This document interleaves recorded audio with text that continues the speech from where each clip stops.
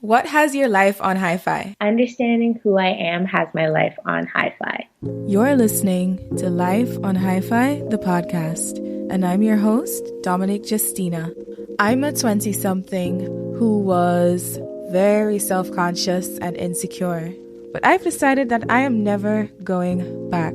It really doesn't matter if I create a masterpiece or not. It doesn't matter who likes it. As long as I'm enjoying the process, that's all that matters. Follow me as we talk about relationships, love, purpose, passion, you name it. Focusing on what you have versus what you don't have can be a huge game changer. A public expression of freedom is just, I don't know, like it was so liberating for me. Do what you have to do. Yeah. Take some time off if you need to. But when all is said and done, you gotta keep moving forward. Let's commit to living our best lives together, shall we? Hi, welcome to another episode of Life on Hifi. Today, I'm going to share a fun story. You know, when I was 17, I moved from Jamaica to New York. This was my first major move. And so I was scared and excited at the same time. I remember on the first day just seeing all these new faces and feeling slightly overwhelmed, trying to push that down. My mother came with me on the first day to campus, but by the time we said our goodbyes, I was crying my eyes out. 6 years later, I'm here in Toronto and I've grown more comfortable with the unknown. And I thank God for the creative potential He's blessed me with and the people around me and the cool people I've met along the way. One of which I invited for today's Life on Hifi conversation, Miss Sharine Taylor. Sharine has transitioned into being the founder, editor-in-chief, and publisher of her own publication called Bashy Magazine. Her work has been featured in Shondaland, BuzzFeed, Vice, Pitchfork, Bitch Media, and the list continues to grow. On top of all this, she's only 25 years old. So without further ado, let's dive in. It's been so hard to get a hold of you recently. I've been a very busy girl. Yeah, and I respect and I love your grind. Can you just describe for people listening, what is Bashy? Yeah, so Bashy is a quarterly digital and print publication made by and for Jamaica and its diaspora. So we have 4 sections in our magazine and online, which is culture, music, style, and arts. And we are trying to allow people to see and understand Jamaica beyond what they know, and while also being inclusive of those things. I love adding nuance to things. I'm just trying to add a different dimension or a different way of understanding why we do the things that we do, how we do the things that we do. Mm-hmm. So I'm hoping that Bashy can be that if it's not that already. Mm-hmm. And I feel like that's a very bold and creative role to take just with your magazine. And I'm curious to know, what does your team consist of? Who are the people working with you and their relationship with Jamaica? Who are telling these narratives? Right. So we have contributors. The contributors are from literally all over, but mostly our contributors have been from the US, UK, and Jamaica. Mm-hmm. Those seem to be the targets that we're hitting the most, and which would make sense because that's where our largest diasporas exist. Our masthead, though, is comprised of people who live between those 3 spaces as well. Right. In Jamaica, we have our graphics editor and our culture/Jamaica regional editor.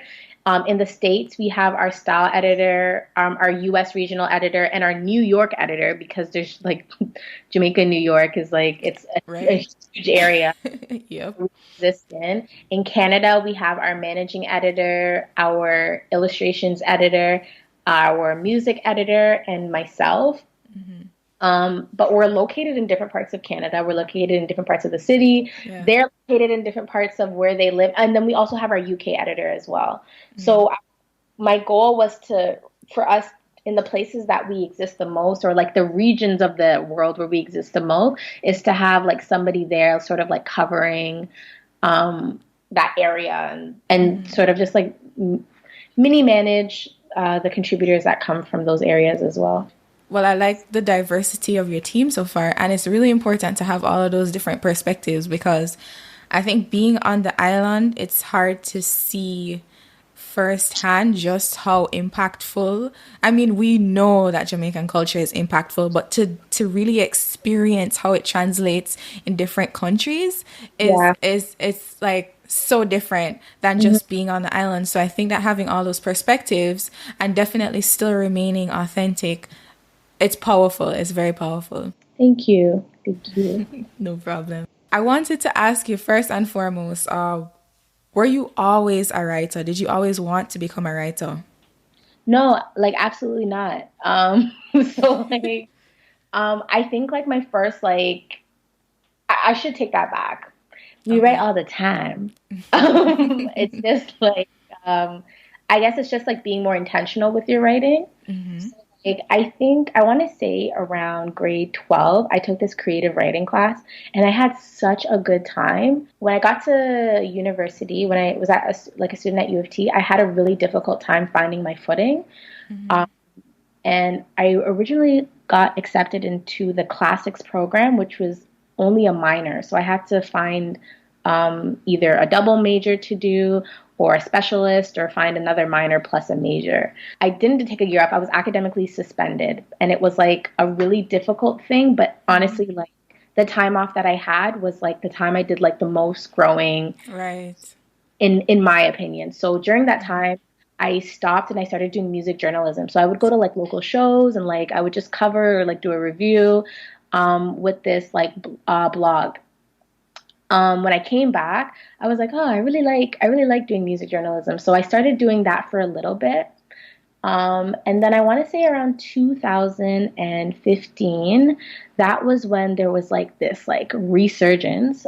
This is in air quotes for like folks who are listening. This resurgence of dance hall in music, and then we saw that with like Justin Bieber and Sorry and stuff like that, and like And to be more clear, resurgence of dancehall in popular music here, in right? popular music, right, right, Yeah. right. So I had a really difficult time with people saying that dancehall was coming back or like how dancehall was being packaged as this like brand new thing or like Yeah. um and mostly that it wasn't coming from anybody that had any connections or was not like a Jamaican. Like that was a huge problem for me. So the very first like I want to see like pop culture criticism piece that I wrote was published I want to say in 2016 on Noisy. That was like my very first like uh, real like music cultural related piece. Before that, I had been doing like smaller blogs. And it was definitely a way for me to make money on the side while I was a student because I was also living alone. That piece that I wrote, I had only like pitched once, like it wasn't responded to. I was like, oh my God, like I'm terrible. I should never do this ever again. Shout out to like my editors at the time, like Jabari and Sarah. They really walked me through how to just get my prose in order. But yeah, I want to say maybe around like 2015 to 2016, I started to like really take it seriously and like just go out and write and commit to it. And find your grounding basically in it. Yeah, yeah. Question for Noisy. So you were a contributor, you were an intern. Like how did that work? What's your relationship with them? Yeah, I sort of like started off as like a freelance writer and then an intern and then now I'm just like a regular contributor. Another like really great thing was that I had amazing editors along the way. That really gave me the confidence that I need to continue writing. So I continued doing like freelance writing. And then I think the next year there was like an internship for the same vertical at Vice, which is Noisy. So I was like, I should definitely apply. So I applied. I was accepted. Like I did so many amazing things. Like I'm very, very grateful for my time at Vice that allowed me to grow as a writer, but like also just like as a media maker. Yeah, and you know what? I really do respect that process just because I feel like you got the support that you Yeah. needed to do what you're doing now. Thank you. What did you do to translate all of that energy into being an entrepreneur? I really love what I do. And I really feel like there's a need for it to be done. So that's sort of what motivates me to continue to do it. And I also just have like a really amazing group of like colleagues that I work with and also a really great support system that are like always there to lift me up, help me understand what it is that I'm doing. Right. And support is so important. Great. I feel like sometimes we feel alone, like we have to be doing all this all by ourselves and be perfect at it. But having that support system and just being able to do what you've done so far, which is embracing the trial and error and the fact that it's okay to make mistakes as long as you're propelling forward and learning from them. I've messed up so many times, or what I've categorized as a fail. Like, I failed a lot. And I fall a lot. I'm so extra because then I like live tweet my breakdowns. I'm like, oh my God, this is so terrible. Everybody like publicly mourn with while I'm going through this very terrible thing. Like, I'm really a mess. So that's why I like to open with the fact that I'm like human. Yeah. And I'm not always going to succeed at what I do. And I'm not always going to hit the mark every time. And just being very grateful of the folks who are like also on this journey with me and like being open to that. Things are not going to always go as planned. Yeah. Around 2 years ago, I was working at the Underground, which is like the University of Toronto Scarborough campus's publication. Yeah, I was a contributor. And then I applied the following year to be the Arts and Life editor. And then I applied the following year to be the editor-in-chief, which was like an entirely different experience in and of itself. Yeah. That's when I met you. Well, did I meet you there? Yeah. Well, I feel like we met like before. We probably but we actually spoke because I remember submitting an article about mental health. Yeah. Really great article for the Black History Month issue. But I really enjoyed at the end of like this really hard month, like having this one piece of like tangible thing that I could look back at and I was like, wow, like this is something that myself and like the other contributors made. And I was like, yeah, I think I want to do this like full time. Being a young entrepreneur yourself, is there anything that you'd like to encourage young creatives or aspiring entrepreneurs to do who feel like they don't know how to start?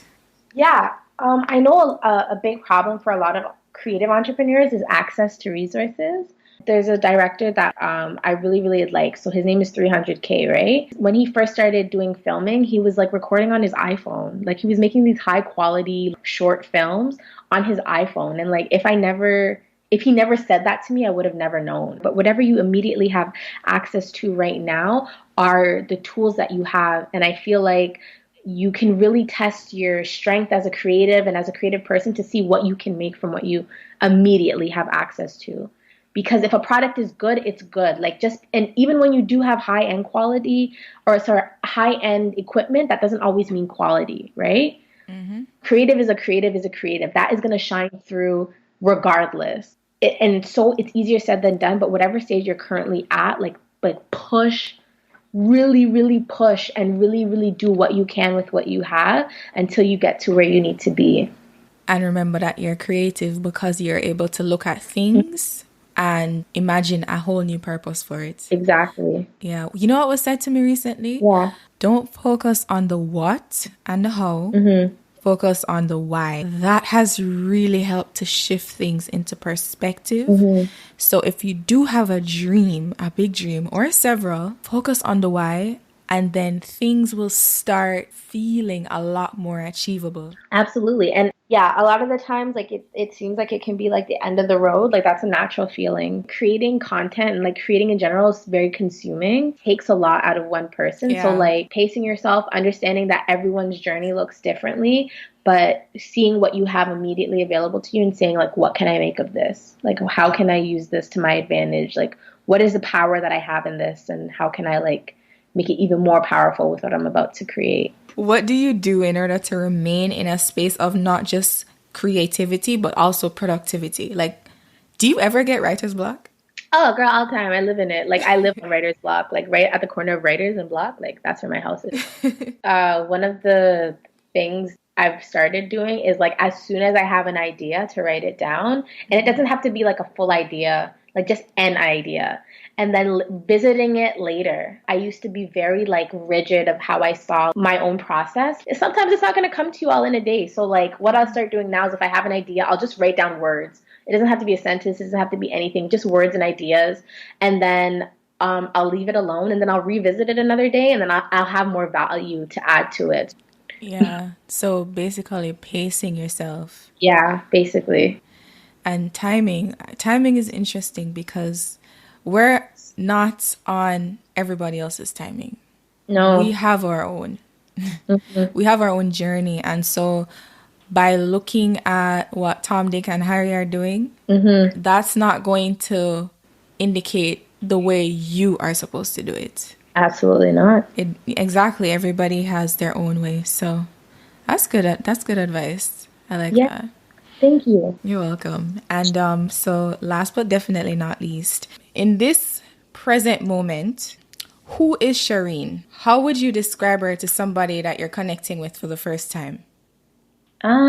Human first, extra loud, diasporic Jamaican second, and like writer, media maker, creative individual third.